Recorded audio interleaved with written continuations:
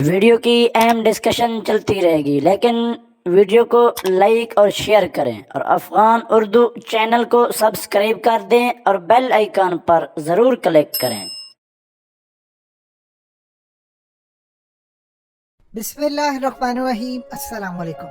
India की establishment ने काफ़ी सालों से पेपर्स तैयार किए थे और बार बार इनके लोग हमेशा ये कहते रहे कि अफगानिस्तान के अंदर तालिबान जीते तो गज़वा हिंद होगा और हर सूरत होगा। आपको एक क्लिप सुनवाने जा रहे हैं। ये इंडिया के टॉप के एंकर सुधीर चौधरी का क्लिप है। ये देखिएगा आप, वो किस तरह अपनी कौम को कह रहे हैं कि मेरा ये क्लिप सुनो।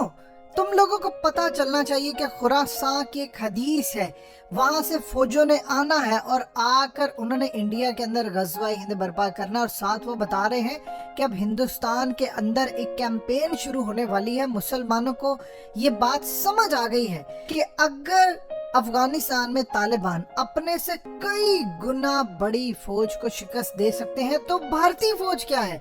और भारत के अंदर गज़वा हिंद शुरू करने के लिए अब माहौल सजने जा रहा है और ये बहुत खतरनाक भारत के लिए होने जा रहा है। जो मर्जी हो, ये गज़वा हिंद का मैटर अब ओपन होने वाला है। ये कौन कह रहा है? ये भारत के अंदर भारतीय एंकर सुधीर चौधरी कह रहे हैं। और आप जानकर हैरान होंगे कि भारतीय मीडिया इस वक्त पूरी तरह पैनिक में है, क्योंकि उनको अंदाजा हो चुका है कि आने वाले वक्त में सबसे बड़ा मार्का जो स्टेज सजने जा रहा है सिर्फ और सिर्फ अफगानिस्तान में।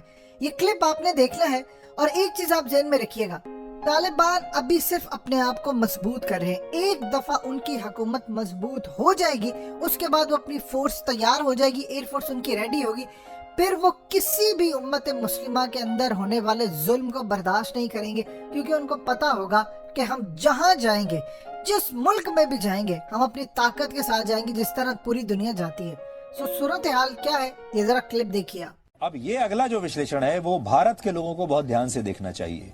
कट्टर इस्लाम की जो लड़ाई अफगानिस्तान में इस समय छिड़ी है वो सिर्फ अफगानिस्तान तक सीमित नहीं रहने वाली, क्योंकि भारत के कुछ लोग अब हमारे ही देश में इस्लामिक हुकूमत का सपना देख रहे हैं और उन्हें ऐसा लगता है कि एक न एक दिन उनका सपना अब जरूर पूरा हो जाएगा। जो अफगानिस्तान में हुआ है वो भारत में भी एक न एक दिन हो जाएगा। भारत के पास 14 लाख सैनिक हैं और जो लोग भारत में इस्लामिक हुकूमत का सपना देख रहे हैं उन्हें लगता है कि जब 50-60 हजार तालिबानी 3 लाख अफगानी सैनिकों को हरा सकते हैं तो कुछ लाख आतंकवादी या तालिबानी लड़ाके भारत को भी हरा देंगे।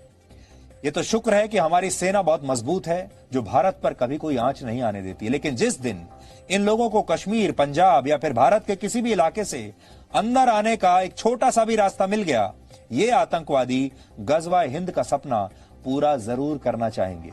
इनकी विचारधारा ने भारत की अखंडता में छेद करना शुरू कर दिया है।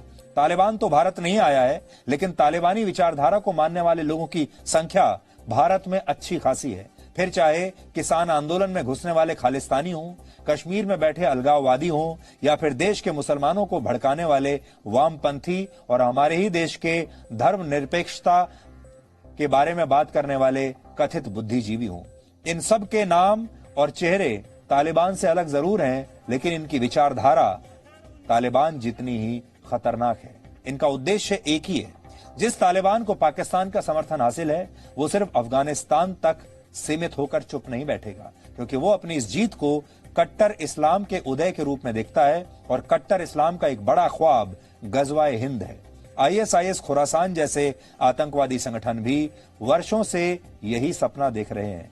इस्लाम के कुछ धर्म ग्रंथों में गज़वा हिंद का जिक्र करते हुए कहा गया है कि खुरासान से एक इस्लामिक सेना भारत पर हमला करेगी। आपको जानकर हैरानी होगी कि खुरासान जिस इलाके को कहा जाता है उसमें आज का अफगानिस्तान, पाकिस्तान और ईरान के कुछ इलाके शामिल हैं। इसी को मिलाकर खुरासान बनता है।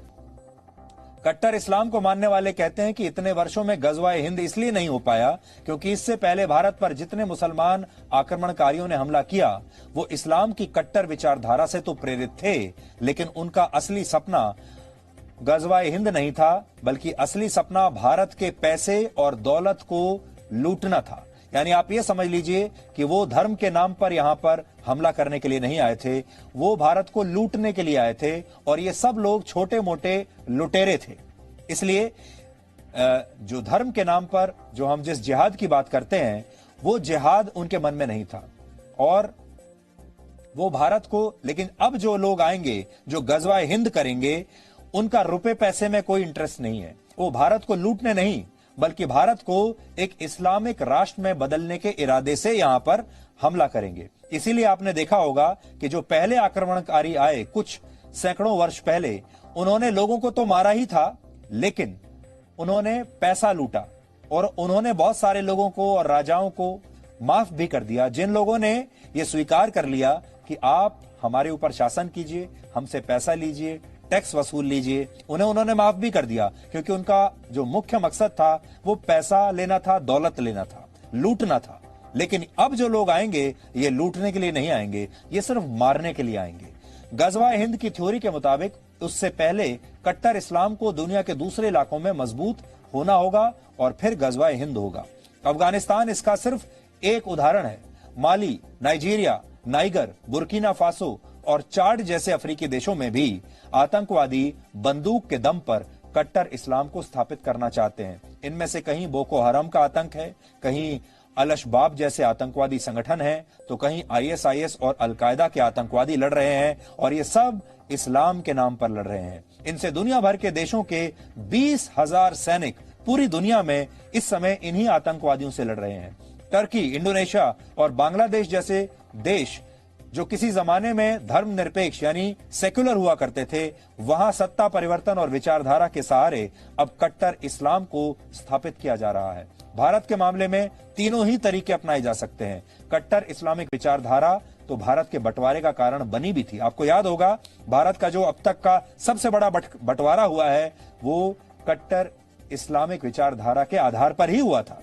1947 से लेकर अब तक पाकिस्तान ने बंदूक के दम पर कई बार भारत में घुसने की कोशिश की है और अब सड़कों पर जो कथित क्रांति हो रही है उसका उद्देश्य भारत में सत्ता परिवर्तन कराना है, ताकि कट्टरपंथियों के सामने झुकने वाली कमजोर सरकार इनका रास्ता आसान कर दे। अब आप सोचिए, अंदाजा लगाइए, अब अगर भारत में भी अफगानिस्तान जैसी कोई कमजोर सरकार होती और अगर भारत में भी अफगानिस्तान जैसी कमजोर सेना होती, तो ये लोग कब के भारत के अंदर प्रवेश करके भारत की स्थिति को भी अफगानिस्तान जैसा बना चुके होते। ये लोग कश्मीर के नाम पर भारत की छवि ऐसी बनाना चाहते हैं जैसे भारत बहुत बड़े पैमाने पर मुसलमानों का दमन करता है। तालिबान की जीत का फायदा उठाकर ये लोग भारत के मुसलमानों को न्याय दिलाने के नाम पर दुनिया भर की कट्टरपंथी ताकतों को, इस्लामिक ताकतों को एकजुट करके भारत के खिलाफ इस्तेमाल करना चाहते हैं।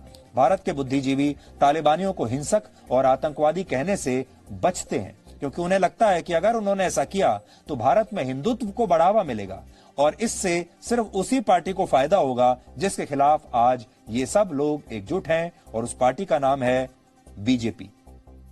इसलिए बहुत सारे लोग आज तालिबान की आलोचना इसलिए भी नहीं करते कि अगर उन्होंने तालिबान की आलोचना करनी शुरू कर दी तो इससे जो भारत में हिंदूवादी संगठन है वो मजबूत हो जाएंगे, उससे भारत की सरकार को मजबूती मिलेगी। सोचिए, सिर्फ इस कारण से लोग तालिबान का विरोध करने से बच रहे हैं। इसलिए ये थ्योरी दी जा रही है कि नया तालिबान अपनी सीमाओं से बाहर नहीं जाएगा, सबको बराबरी का अधिकार दिया जाएगा और अपने दुश्मनों को माफ करते हुए ये नया तालिबान आगे बढ़ेगा। लेकिन ये सिर्फ ऐसे लोगों का भ्रम है और इसी भ्रम के सहारे ये लोग भारत की तैयारियों को कमजोर करना चाहते हैं।